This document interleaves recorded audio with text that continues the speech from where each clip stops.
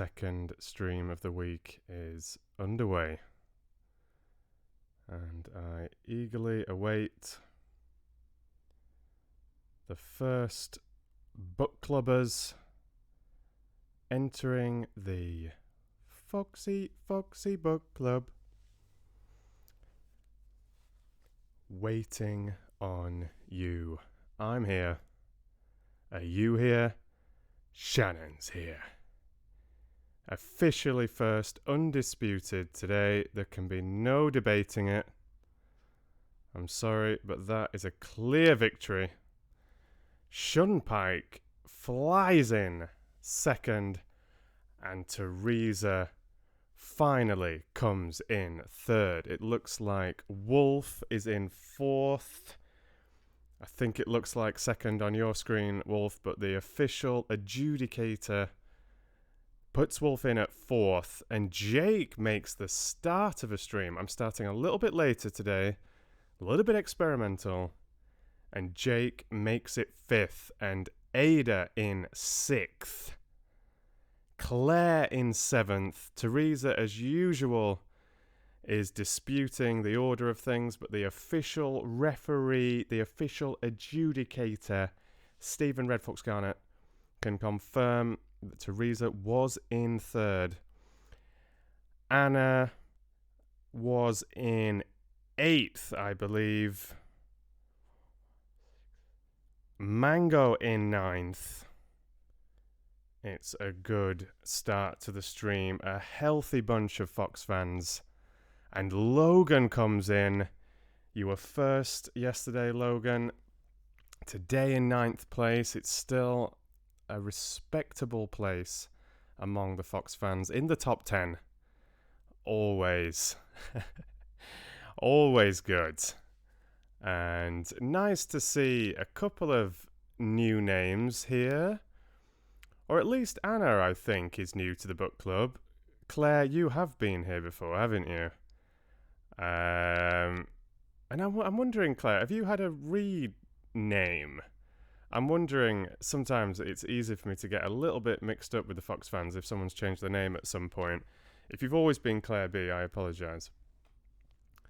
But sometimes I feel like I'm knowing who people are, and then I'm not sure if I'm knowing who people are.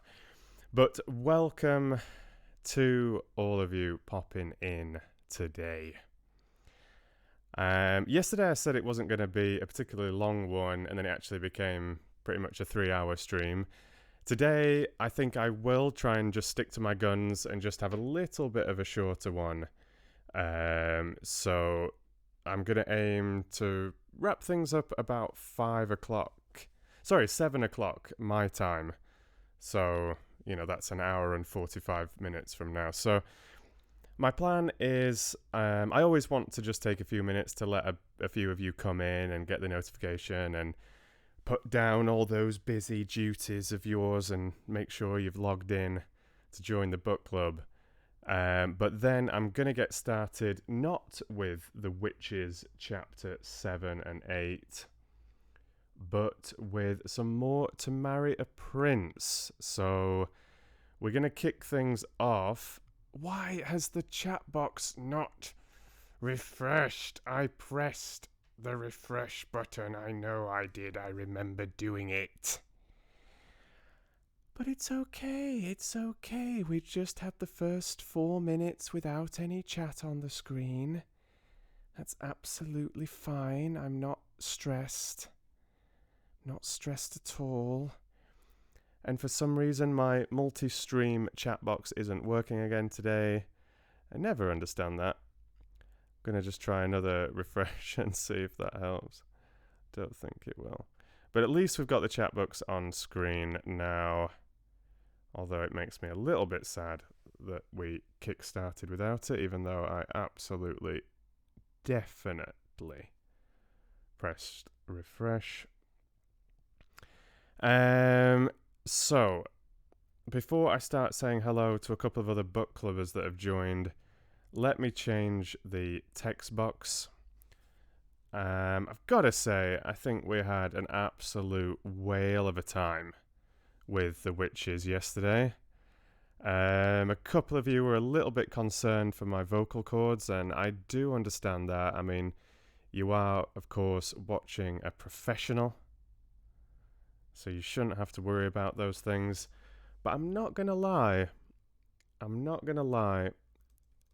My throat was feeling a little bit rough last night. So I didn't work out or anything last night. I gave myself an evening off and rested the vocal cords a little bit. But equally, I think it would do me good to have a day off from the Grand High Witch, because she was intense. Chapter 11 and chapter 12 of To Marry a Prince last week. So we're going to keep you Prince fans happy, those fans of a good romantic novel, a very, very English story. Not at all English in the actual real sense of England, but the kind of popular culture sense of England. The Downton Abbey sort of England. The Pride and Prejudice England that we think of. Not the real England, but still, I suppose it's real for someone. And we're gonna see what's going on with Richard and Bella in chapter 13 of To Marry a Prince. Just checking everything's looking in order. So Anna was new to the book club. Good stuff. I hope you enjoy it. Welcome. Gonna keep things nice and calm today.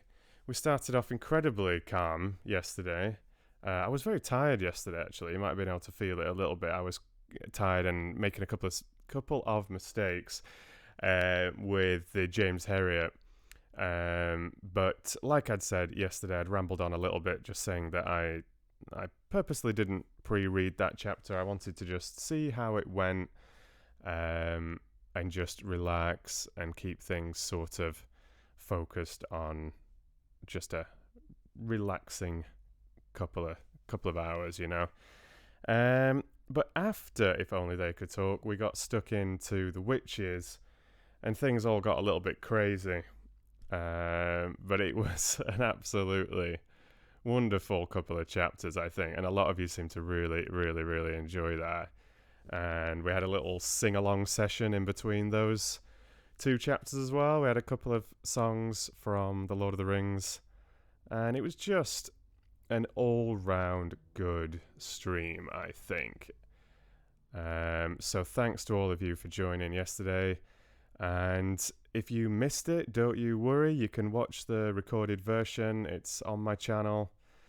And if you enjoy it, leave me a comment, leave a thumbs up. I really, really appreciate it. But after some quite calm To Marry a Prince, and again, if you've not listened to Marry a Prince so far, don't worry. Just enjoy some live reading, a bit of chat. It's a very, very pleasant story. You've got chapters 11 and 12 on last week's book clubs. You can go back, listen to those. There's a video of chapters 1 to 7 on my channel, and then there's live readings of the other ones. So if you enjoy it, you can go back there, or just enjoy some live reading and a bit of Foxy Book Club. And then after that, I'll just have a brief chill, and then I'm thinking of just having a short-ish, we'll see how it goes, but I've given you an idea about how long I want to stream today. Thinking of having a short-ish little experimental read of one of the two George Orwell books that I've got sat here. Two of his most famous works. I've got 1984 and Animal Farm, as a bunch of you already know.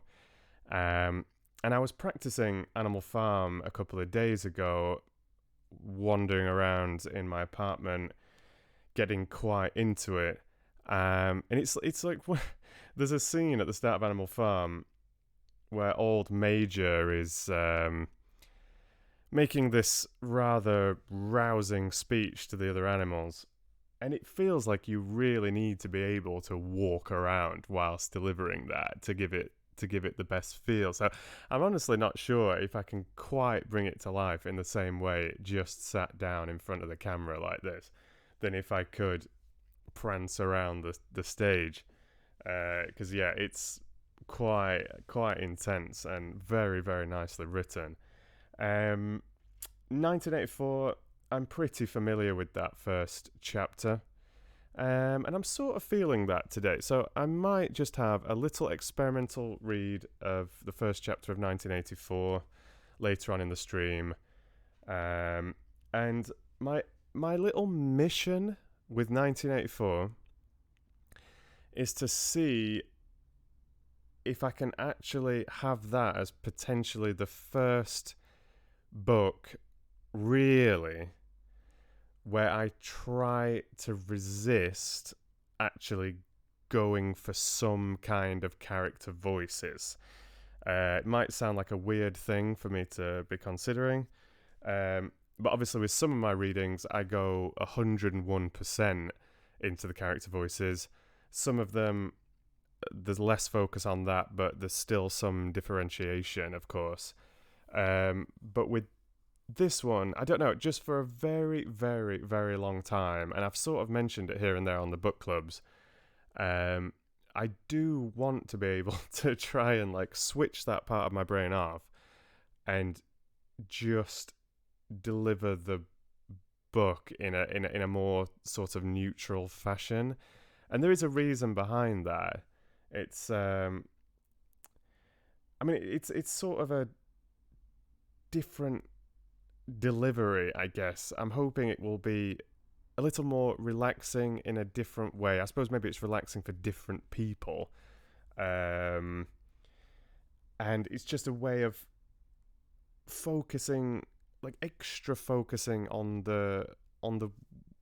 on what is being said. I mean, it really depends. Like if I'm spending a couple of hours preparing a chapter, and I'm recording something away from the camera, not a live book club reading. I'm doing a regular polished reading, and I practice, I prepare.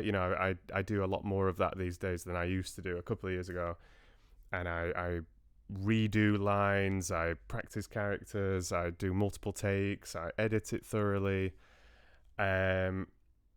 I really, really absorb the book, as I'm sure you can kind of feel, especially with Lord of the Rings over these last few weeks. Sometimes, especially when the camera's rolling, you're reading live, you're trying to make sure that you're not stumbling over words and making mistakes. Sometimes just having that extra consideration, needing to make sure that you're reading the right character in the right character voice at the right time,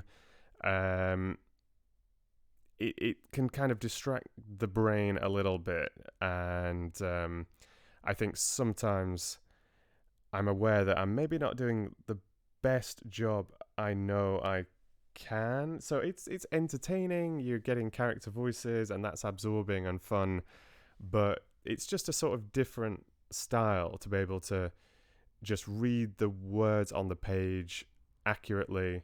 And yeah, if I'm supposedly trying to just create like a little bit more of a relaxing feeling, and it needs to suit the particular book, of course.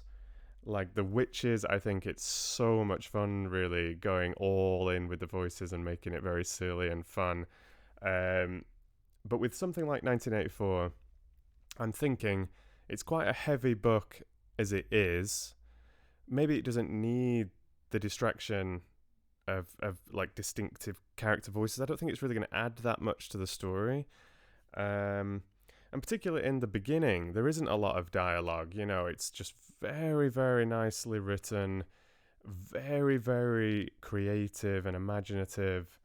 And I just thought, hey, maybe 1984 could be the first book really where I just try and tone those elements down as much as possible and just deliver the story in a sort of neutral and like calm fashion. So I know it sounds like I'm just rambling a little bit, but I've been thinking about these things here and there for a very, very, very long time. So just letting you inside my mind for a few minutes there. So before I jump into Mario Prince, I'm just gonna have a little scroll through the chat again and see what I'm missing and who I'm missing. So, yes, Claire, I thought I'd seen you in the live stream earlier on. Nice to see you.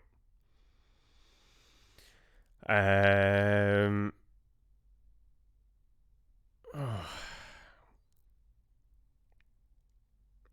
I was trying to just figure out what you were saying there, Jake.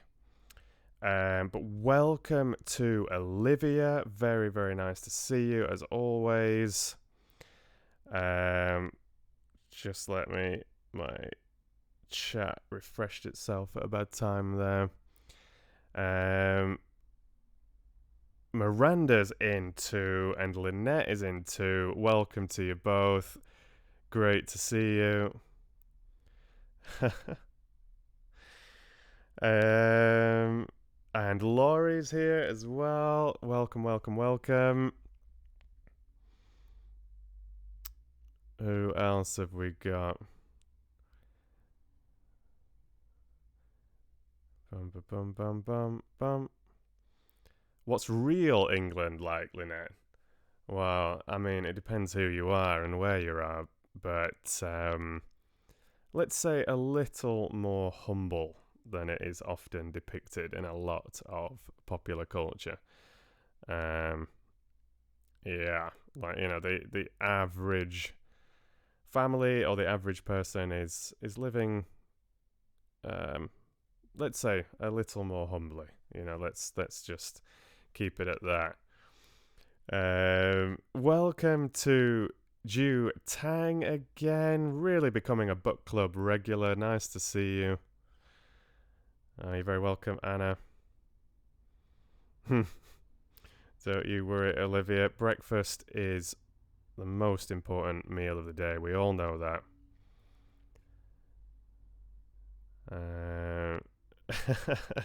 Thanks, Lynette. Yeah, you seem to really enjoy it yesterday. Good times. You too, Mango. Oh, and welcome to Teffy. Nice to see you. Jake's starting a little roll call. We had people from all corners of the globe yesterday. It was fantastic. From Brazil to both sides of the United States, Canada, Australia, Hong Kong, Philippines.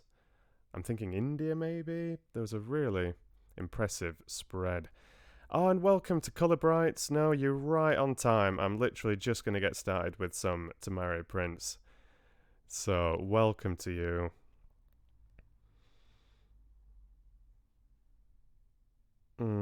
Anna's mentioning Bow Books. I'm not familiar. I'll have to look into that. And welcome back to Wei Chen, another Fox Book Club regular. Good stuff.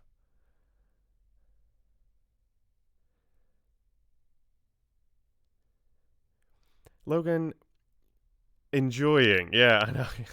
I guess that's what you meant, and then I just saw you said that you meant enjoying. When you say the animal story, I'm guessing you mean If Only They Could Talk.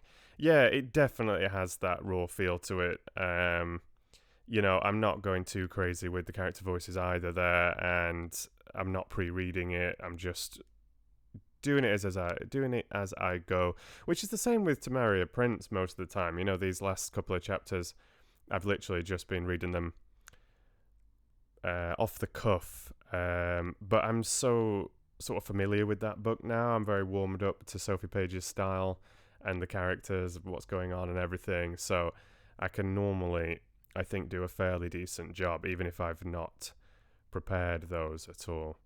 And The Witches, I haven't read that for years, but I know the story relatively well, and it's so cozy. I don't know, it sort of comes naturally to me, and it's not overly complicated or anything. It's just wonderfully written by Roald Dahl and very fun to narrate. Cheers, Shunpike. That's very, very kind. And welcome to Aussie Jaws. Nice to see you. I hope you can stick around a little bit longer today. That would be fantastic if you can. I'm just about caught up with you, and I can get going with some Tamaria Prince. Olivia's back at the keyboard. And welcome to Michael as well. Nice to see you. Good stuff. And Orange has made it as well. You said you were going to try and pop in. Yeah, I wish Britain or even Yorkshire was just like it is in The Secret Garden. But there's certainly a lot more of Dickens' family than of Collins' family, let's say that. But Yorkshire's countryside is certainly just as beautiful and wonderful as written. And sort of harsh too in the way that Mary sees it. You get that idea in Wuthering Heights as well, for those of you that have read that. And maybe Jane Eyre, the Bronte sisters, they really do capture the Yorkshire countryside very well, I think.